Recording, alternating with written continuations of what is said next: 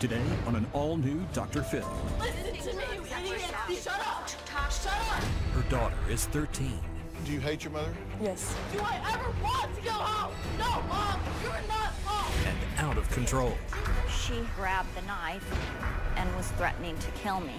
I do not remember that. And you don't remember banging her head against the sliding glass door? I didn't touch her. One of you's lying.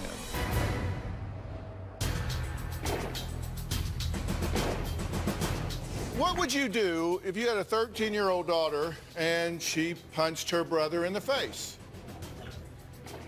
What if she grabbed you by your mouth and chin and slammed your head into the refrigerator? What if she pulled a knife?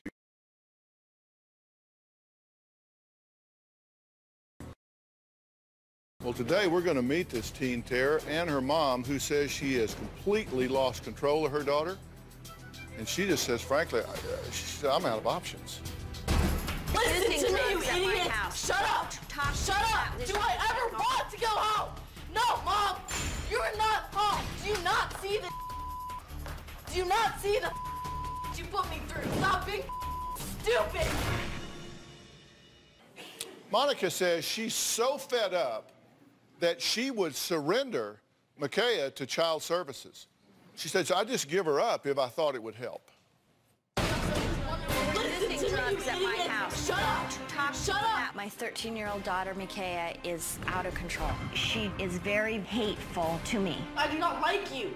I can feel that. Do I you know you understand don't. that? Micaiah tells me that she hates me, that I'm stupid. She calls me a When I'm pissed off and in my room punching the out of my wall, you should not come in there. Micaiah has been arrested twice for third-degree assault for assaulting me. The first time Micaiah was arrested, she bit me on the inside of my bicep. Over the last several years, the police have been called to our home about 17 times. Micaiah is a master at manipulating people. I've seen her manipulate the police, doctors, teachers. She was suspended the first part of her 7th grade year. She was caught with tobacco. She's punched a hole in her wall. The hole didn't start out this big, it was 1 fist size. But over the last several weeks, it has gotten increasingly bigger and bigger. She has been taken to the emergency room numerous times. She's been in juvenile detention center twice. She spent 30 days in an inpatient residential care, and she was placed in a foster home for 4 months. The last year, Micaiah has run away from home 6 to 7 times. Micaiah has total control over me and my family. When she is gone, it's more peaceful. You piss me off. You piss me off so much that I can't even be in the same house as you. I fear the choices that Micaiah is doing right now will destroy her life and that she may end up dead. Well, Monica's ex-husband, Cliff, the bio father of this child, is listening to the show by phone because there's an order of protection in place. We won't hear from Cliff until later when I can speak to him privately. But first, I want to talk to Micaiah's mother, Monica.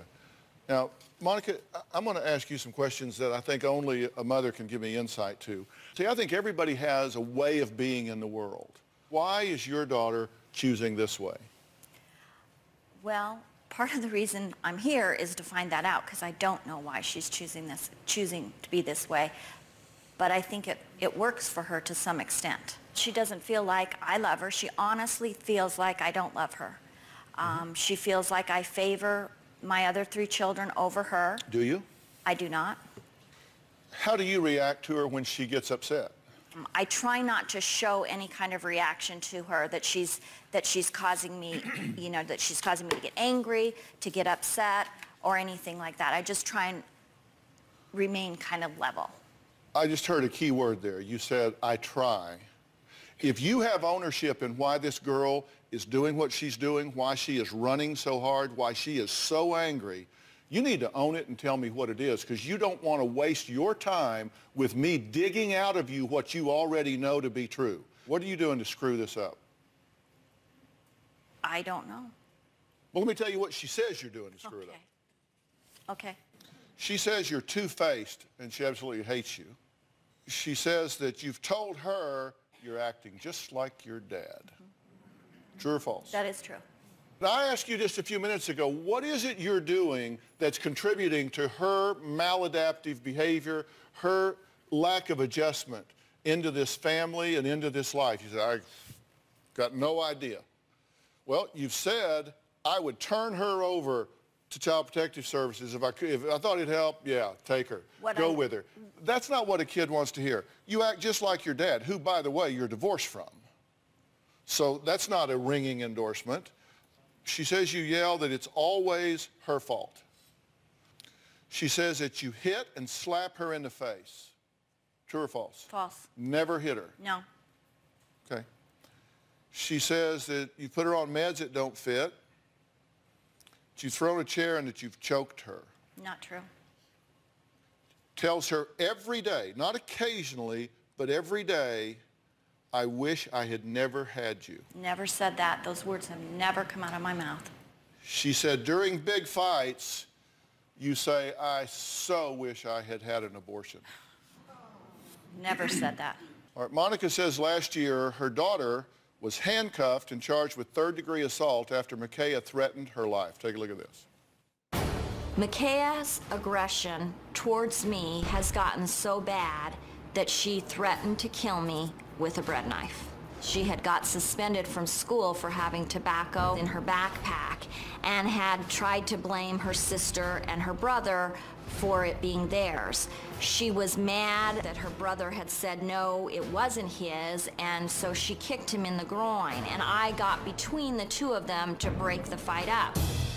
She pulled out this knife and held it up to me, and she told me she was going to kill me. She grabbed me and she was holding the knife and she was going to kill me, bitch, is what she said to me.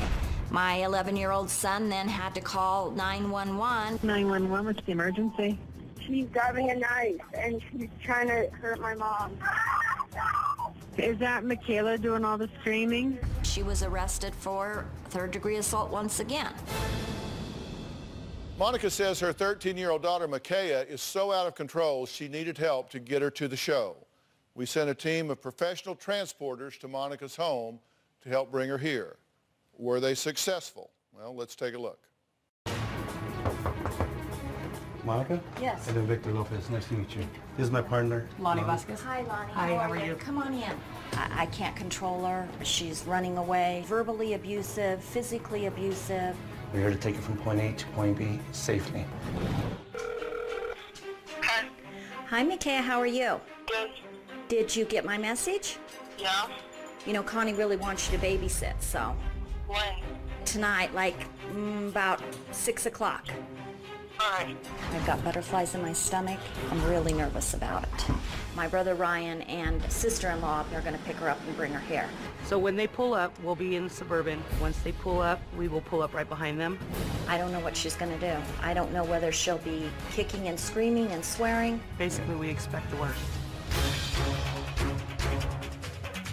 All right, she already gave us a 3-minute signal.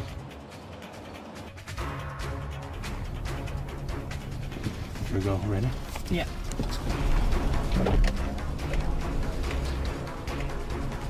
Get out. Next, did she put up a fight? Did she take off running? Did she make it to the show? Or is it going to be just me and Mom trying to solve their problems? Find out when we come back. Here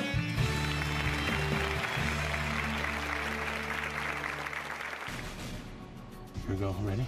Yeah. Let's go.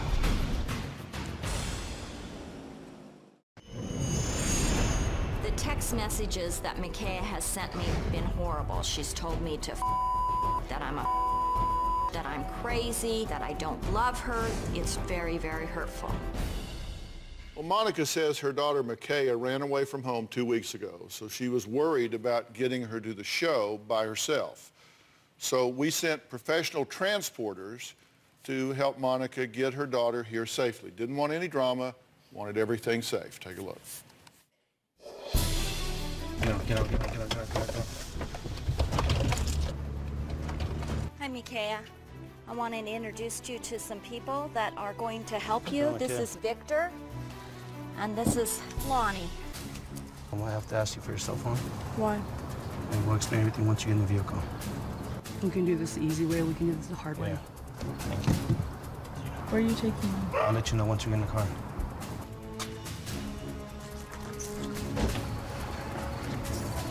You try to run, we're gonna have to chase you down. And then he has handcuffs. I'm not gonna run. Where would I go? I have no place to go. I'm just pretty pissed off. You know what? I don't blame you. What was the first thing like you realized, man, I did not like my mom? What happened? When she took us away from our dad, then she took me into a mental hospital, put me on like a lot of drugs. As I'm seeing them drive off, I'm worried, I'm scared. I am starting to feel a little bit, I don't know if relief is the right word. It's been a really emotional day. Well, she's made it. Transporters Victor and Lonnie have been with her every step of the way, ensuring her safety and well-being. So, Micaiah, come on out.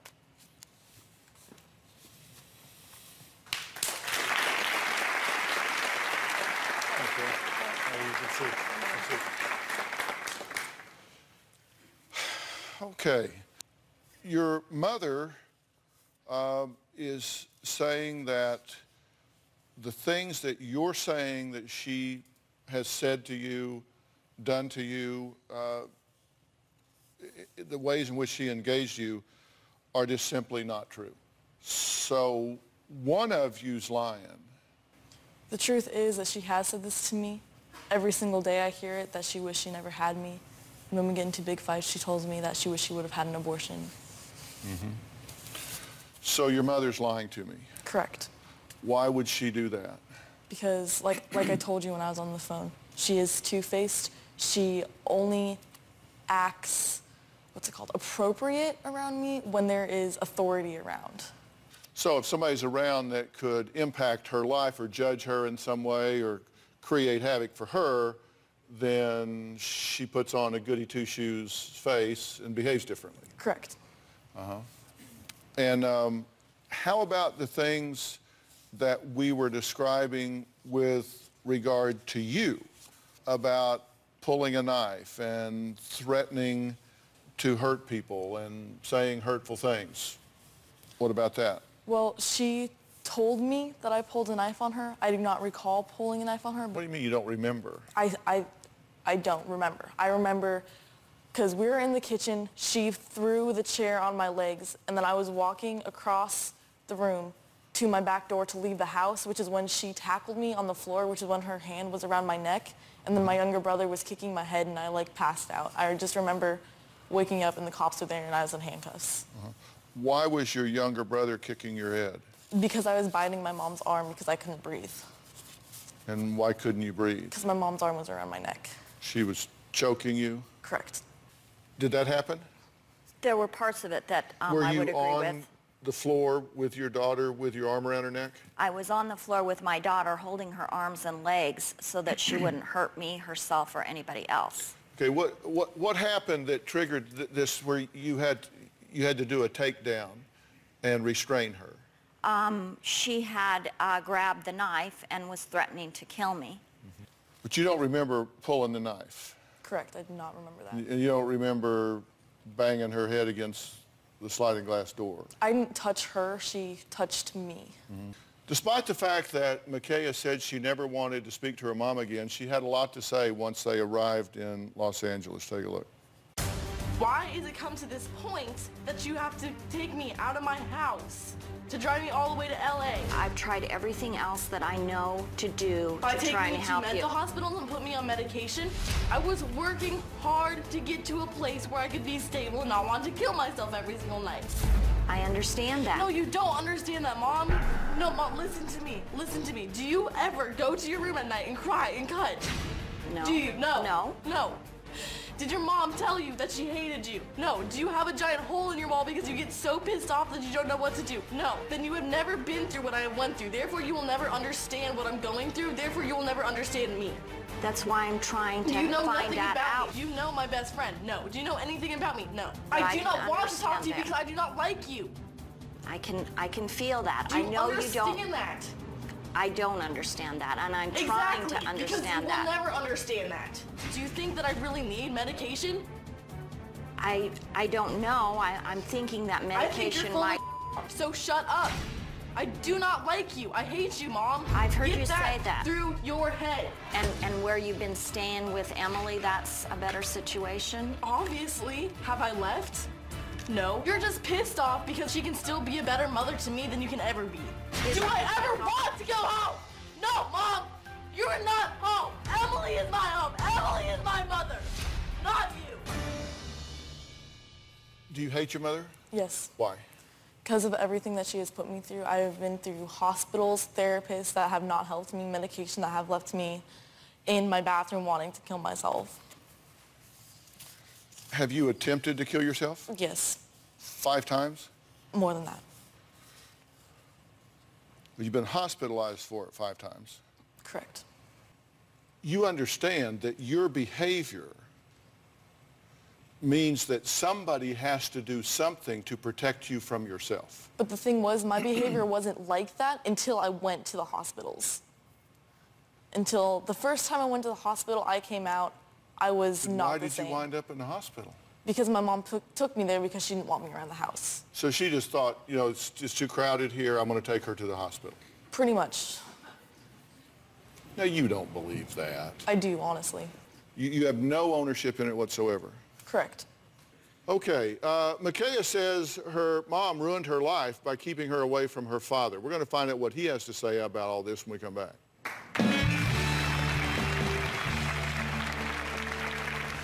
Can I go and live with my dad? I want to know why I cannot go and live with my dad. She took me away from my dad. He's always been there for me when my mom hasn't.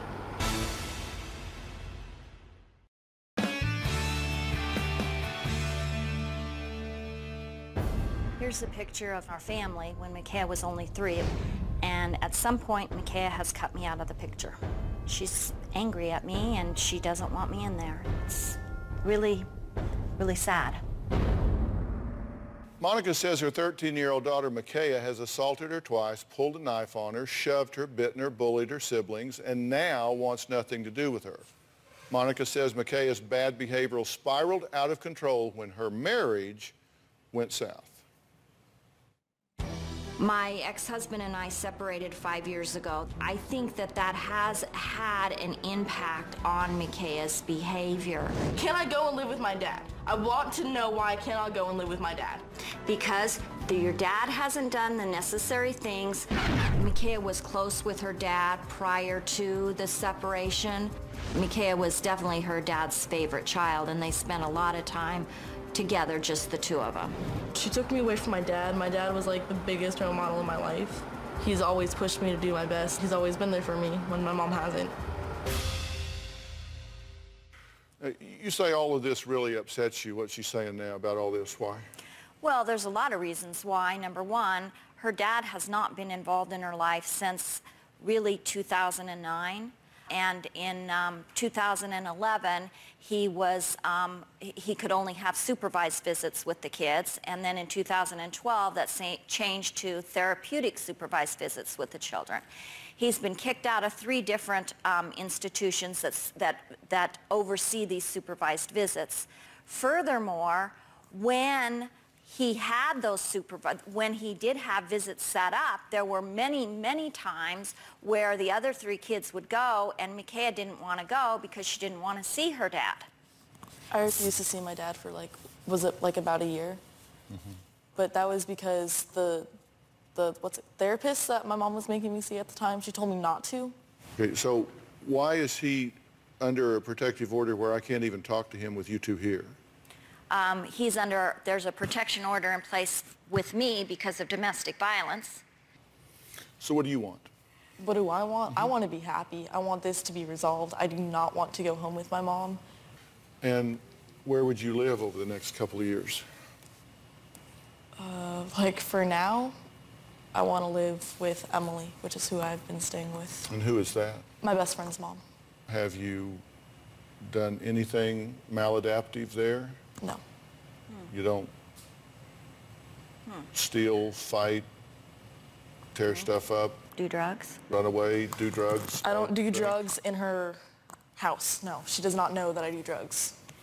Well, she does now. Does she know you drink? What? Does she know you drink? No, that's a drug. All right, I'm going to excuse Monica and her daughter now so I can talk to the father in this, Monica's ex-husband, Cliff. There's a protection order in place. The three cannot be in any kind of contact, even through me or on the phone or whatever, regarding Cliff and his ex-wife. I'm going to talk to him when we come back, and then we'll come up with a plan here. We'll be right back.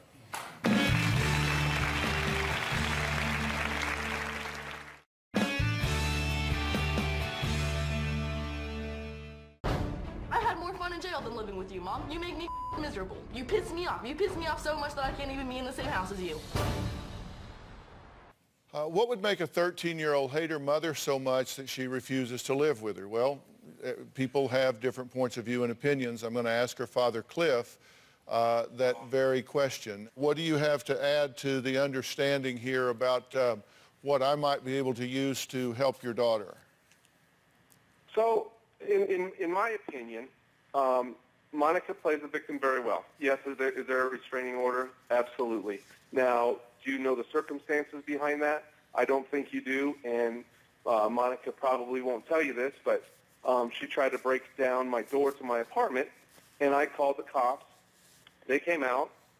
They were going to arrest her, and I didn't want that when we were separated, and I called her over and over and over and over, and I got charged with phone harassment, which is under domestic violence. We had joint custody of the kids, and she was talking to the kids about stuff, and I defended myself and got them involved in adult issues, told them that their mom was a liar, and I got in trouble for that, and I paid, and we started doing supervised visits. The judge ordered supervised visits, and she said, if the kids are asking to do supervised visits outside, do stuff outside of the supervised visits, and both parties agree to go ahead and do it. Well, the kids were asking, McKay in specific was asking to do things outside of those supervised visits. She wanted to go to lunch, she wanted to go fishing, she wanted to go camping. And each week I sent emails to Monica saying, hey, McKay is asking to do this. And the judge says it's okay if we both agree. And she wouldn't agree. After that fourth week is when McKay started throwing fits and doing this.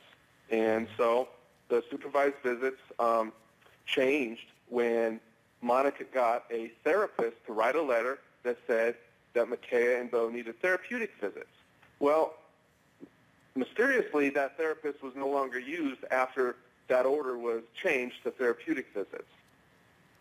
So every time we made progress, something happened, a letter from a therapist, or Monica would contact the therapist and say, hey, Cliff was telling the kids that underage drinking's okay.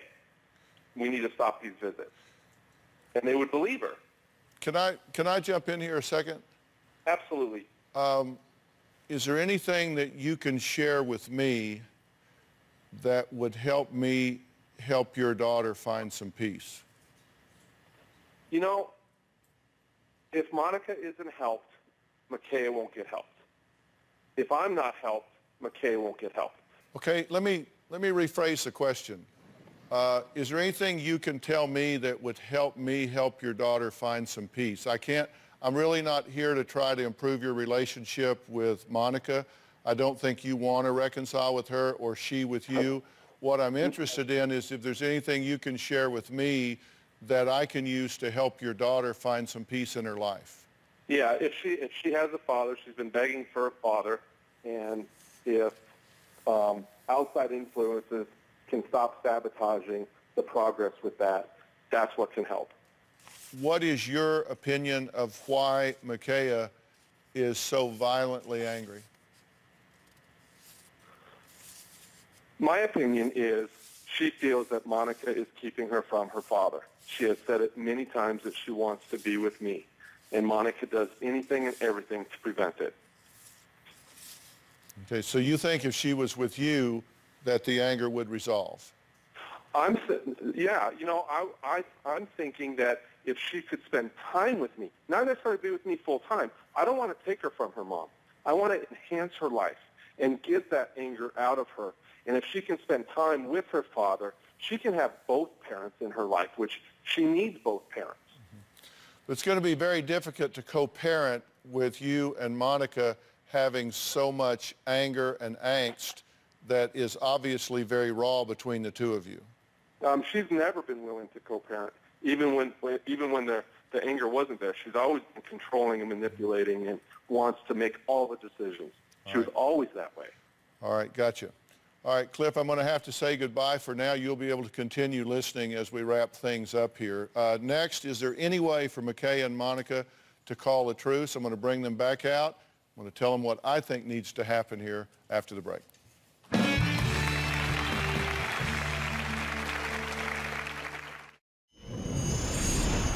I have 3 other children. Micaiah's behavior is very difficult with the other kids. They wished Micaiah would go live someplace else. My daughter, Kylie's very mad at Micaiah for what she's doing. She's hurtful to my brothers. She just wants to feel like everything revolves around her. I'm really mad at her. It's very scary for all of the kids. Okay, well, there's another sister involved here, and that's Kylie, right? Yes. Your sister, Kylie. What's the truth here? And I hate to put you on the spot, but all I'm trying to do is help this family, and I can't do it if I don't know the truth. My mom's a very loving mom, and she's trying to help Micaiah. She's trying as hard as she can. She just wants the best for her, and she doesn't know why she feels angry. And when she's punching walls and is refusing to get my mom's help, she doesn't know what to do. How do you get along with your sister? We get along most of the time, but as soon as something makes her angry or upset, then she just goes off, and then we lose that connection. Have you heard your mother say to her numerous times, I'm sorry I ever had you, I wish I'd gotten an abortion, any of that? No, I've never heard her say that. This is not a Micaiah problem. It's not like you're the bad seed here, you're the bad kid, you're the one that's the screw up, and if we could just get you fixed, this family would be fine. Why are you shaking your head? Because it's not just your problem. Then why do I feel like that? When I'm over here getting therapy, nobody else is doing therapy, it's all just me. You're all just playing the game. I'm actually over here working. I was working with Tanya, I was working with everybody, Mom. I was working so hard to get to a place where I could control my anger and let it out in a positive way. That's why I was punching my walls instead of cutting and instead of taking it out on you. So if you had a choice, me cutting myself or me punching holes in my wall, which would you pick? The holes in the wall, I guess? Exactly. You're not the first angry young girl that I have talked to. I get that you're really upset right now. And frankly, I don't look at you and ask myself why you're upset, angry, cutting, knocking holes in walls, running away, medicating yourself with drugs or alcohol. I really ask myself, why not? The behavior really went off the rails about the time you and your husband started having a lot of trouble and you wound up getting a separation and a divorce. You know, for every action in this world, there's a reaction. And I think when that family started falling apart and everybody started choosing up sides and everything got hostile, you kind of got marginalized. You kind of got pushed over to the side here. You said, well, okay, so I'll make my own way. But it's not you. It's this whole family. I totally get that. Are you willing to go home, stop doing alcohol, stop smoking dope, and live harmoniously with your mother in your home? No. I think if I'm over here looking at you from her point of view, I don't see a soft place to fall at all. Right. You've withdrawn emotion here to a degree, have you not? Yeah, it's a learned behavior, and I have, absolutely. You're going to have to get over this hostility with your husband. I don't know, you know, I've got some information about why y'all got a divorce. It's still very raw. You take great pleasure in dogging on him, and he takes great pleasure in dogging on you, in my opinion. I asked him, you know, what can I do to help your daughter? What can you tell me that would help me help your daughter? And he spent 75% of the time telling me what a saboteur you are. You two need to get this resolved, and I'm willing to get you some help with that, very specialized help with that, and I'm willing to offer you some very specialized help as well. But there is no point in her doing the things she needs to do if this family doesn't do what it needs to do, because you can take her off and get her happy in a vacuum over here off by herself, and she comes back into this toxic environment. It's going to be the same way it was before she left. There is no point in helping her if you people don't change your game. No point in it. No point in it. She didn't choose any of this. The adults in this situation chose that, and she got caught in the crossfire. So what do you think about what I'm saying? I think that's 100% correct. Thank you.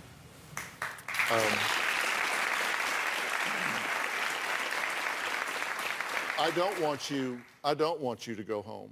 This is Matt Polachek right here. Matt, raise your hand. This is Matt Polachek here. He's from a place out here in California called the Center for Discovery. It's down in Whittier. And I want to introduce you guys to Matt and let you talk backstage.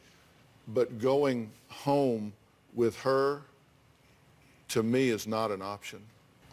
Fair enough? All right.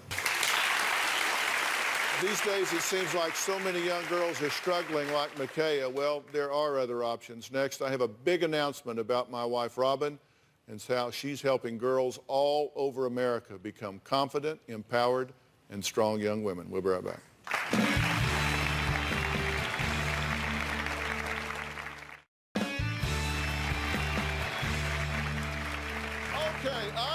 With my wife, Robin, who has been working incredibly hard on her foundation, When Georgia Smiled, the Robin McGraw Revelation Foundation.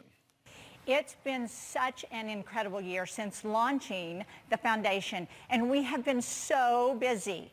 We're helping shelters, providing legal services to women and children, and doing all we can to improve the lives of those affected by domestic violence so they can live safe, healthy, and joy-filled lives.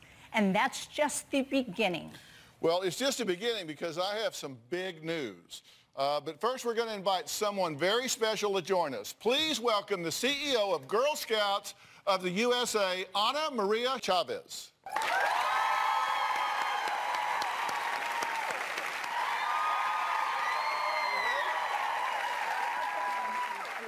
How are you?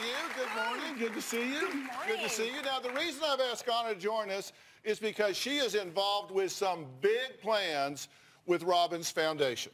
I love this woman and everything Girl Scouts stand for. They help build girls of courage, confidence, and character, and who wouldn't want all of those qualities? And today I get to play the role of proud husband because I've been given the honor of sharing some huge news. Are you ready? Okay.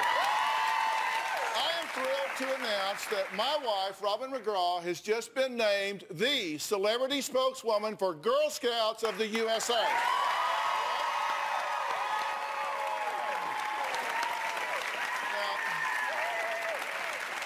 this is so in her wheelhouse because Girl Scouts have been instrumental in shaping girls into success stories. Did you know that almost every female astronaut was a Girl Scout?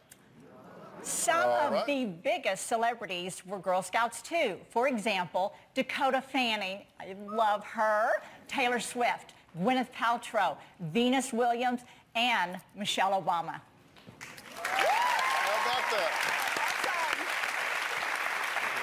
And now we have Robin!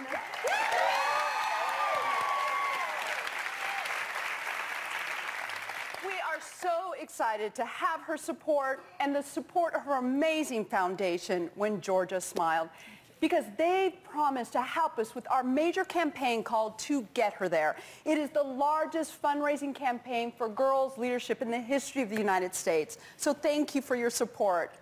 Thank you so much. Well, I cannot tell you how much this means to me. I was actually a Girl Scout growing up my entire life, and I have to tell you, I was a brownie leader before we ever even had children. Of course, we never had a daughter, but... Seriously, we're married for like months, and I come home and she says, I got a brownie troop. We don't have a daughter. I know. I called the Girl Scout Council when we were first married. I said, yes, I'd like to volunteer. I want to volunteer to be a brownie leader. And they said, great, great. What school does your daughter go to? I said, well, I actually don't have a daughter. I have no children, newlywed, but I still want to volunteer. And they said, wow, this is a first. But I got myself a brownie troop, and it was so much fun. They were just adorable, adorable. I made one mistake. I read the newsletter out loud to them before I really scanned it. And I said, oh, girls, we're going to have a camp out, citywide camp out. They got all excited. And then I went, oh, whoa, wait a minute. We're not eligible. First year brownies. Of course, they're all crying. They all start crying. I'm like, oh, what have I done? We'll have a camp out in my backyard. And we did. And they loved it, I'm sure. Well, Robin, we have a little surprise for you. We received some video messages from your biggest Girl Scout fans. Here's what they had to say. Hi, Robin. Some people think Girl Scouts is for the younger girls, but I'm a junior in high school and I'm still a Girl Scout. I love how you support young women to become strong, healthy, and help others. Hi, Robin.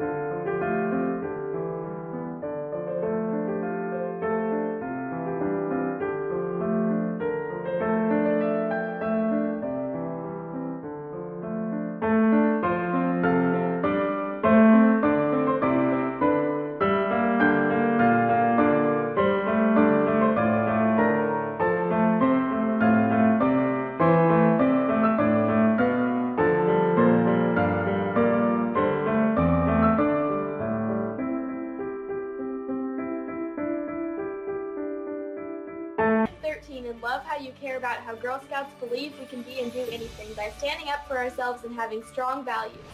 The issues of violence and abuse are very close to my heart. It is encouraging to me when persons such as Robin create programs that can help prevent abuse. She is an inspiration to me and to so many others. I was watching when Robin said, if you allow other people to erode your good opinion of yourself, you're giving them power over you. It helped me to believe in myself. The only opinion that matters is yours.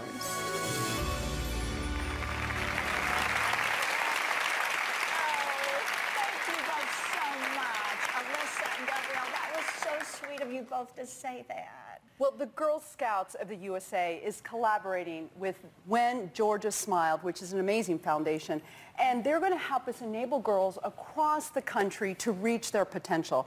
You know, Girl Scouts has been around for 102 years. We've provided after-school programming for girls to allow them to become the leaders they want to be in their lives. And so for us, it's about creating new memories with them. It's about enlightening them and educating them so they can place a major focus on not only on their lives, but how they can change lives in their local communities. To help transform as many girls' lives as possible, my foundation, When Georgia Smiled, is joining forces with Girl Scouts of USA to get her their fundraising campaign to do just that. We all must be diligent and passionate in our support for girls, and it begins today. All right, we'll tell you how you can help girls across the country when we come back.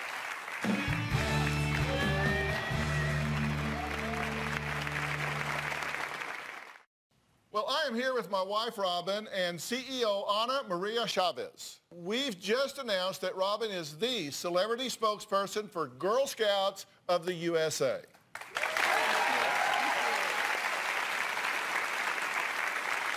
have over 3 million girl and adult members in every U.S. zip code, and we're in over 90 countries in the world.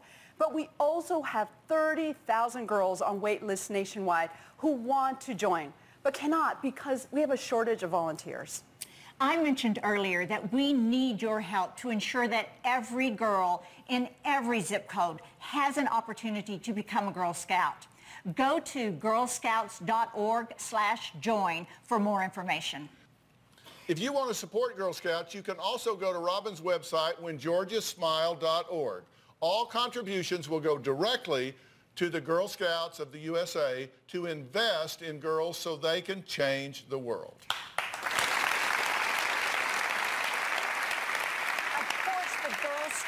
Didn't come empty-handed.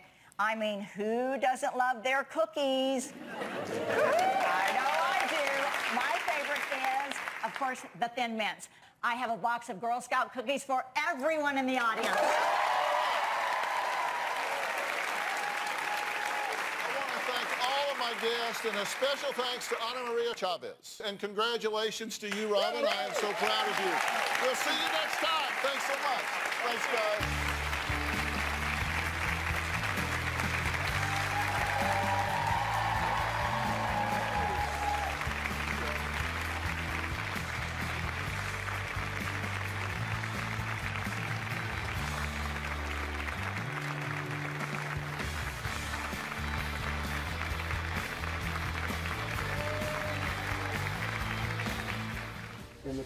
Hello. I'm Anthony. Nice to I'm meet the you. resource director here at the show.